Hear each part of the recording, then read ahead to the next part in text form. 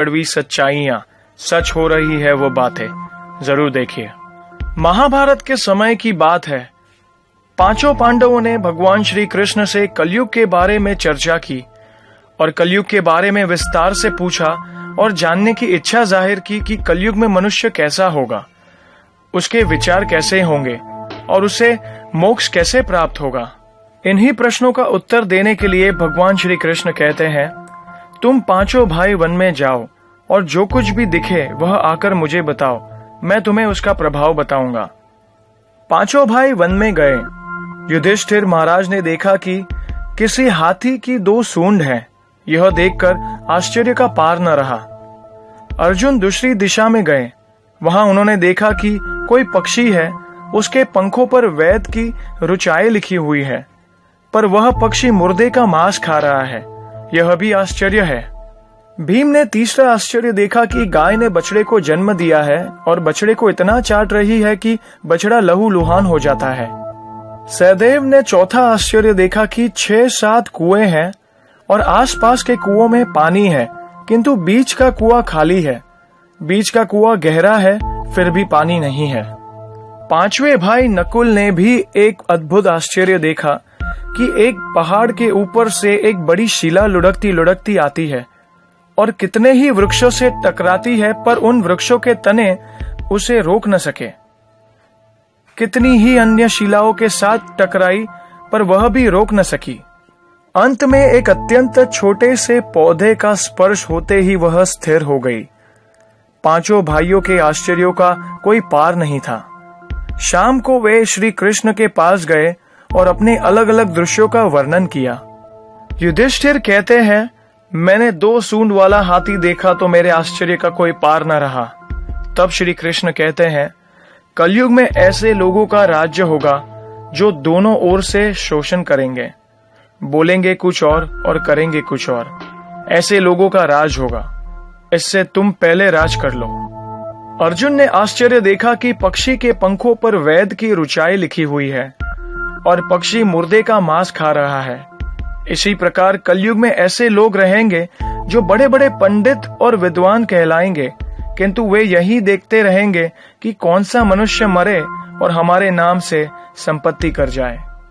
संस्था के व्यक्ति विचारेंगे कि कौन सा मनुष्य मरे और संस्था हमारे नाम को हो जाए। हर जाति धर्म के प्रमुख पद पर बैठकर विचार करेंगे कि कब किसका श्राद्ध है। चाहे कितने भी बड़े लोग होंगे, किंतु उनकी दृष्टि तो धन के ऊपर ही रहेगी। ऐसे लोगों की बहुतायत होगी जो परधन को हरने और छीनने को आतुर होंगे, और कोई कोई विरला ही संत पुरुष होगा। भीम ने तीसरा आश्चर्य देखा कि गाय अपने बछड़े को इतना चाटती है कि बछड़ा लहूलुहान हो जाता है। कलयुग का आदमी शिशुपाल हो जाएगा। बालकों के लिए इतनी ममता करेगा कि उन्हें अपने विकास का अवसर ही नहीं मिलेगा। किसी का बेटा घर छोड़कर साधु बनेगा तो हजारों व्यक्ति दर्शन करेंगे, किंतु यदि अपना बेटा साधु बनता होगा तो रोएंगे कि मेरे बेटे का क्या होगा। इतनी सारी ममता होगी कि उसे मोह माया और परिवार में ही बांध कर रखेंगे और उसका जीवन वहीं खत्म हो जाएगा। अंत में बेचारा अनाथ होकर मरेगा। वास्तव में लड़के तुम्हारे नहीं हैं, वे तो बहुओं की अमानत है।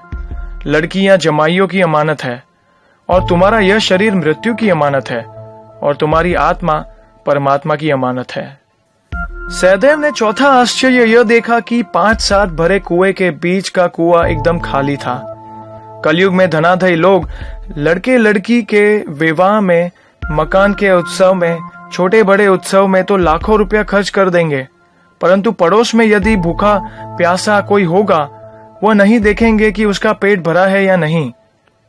दूसरी ओर मौज मौज में शराब, कबाब, फैशन या व्यसन में पैसे उड़ा देंगे, किंतु किसी के 2 आंसू पोंछने में उनकी रुचि न होगी, और जिनकी रुचि होगी उन पर कलयुग का प्रभाव नहीं होगा, उन पर भगवान का प्रभाव होगा।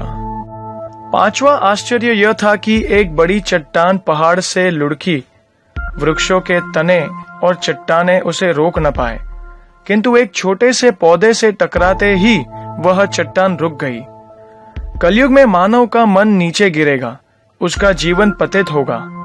यह पतित जीवन धन की शिलाओं से नहीं रुकेगा, न ही सत्ता के वृक्ष से रुकेगा, किंतु हरि नाम के एक छोटे पौधे से रुकेगा। हरि कीर्तन के एक छोटे से पौधे से मनुष्य का जीवन पतन होना रुक जाएगा। तो ये थी वो 5 कड़वी सच्चाइयां जो भगवान श्री कृष्ण ने महाभारत काल में 5 पांडवों को बताई थी। जय श्री कृष्ण।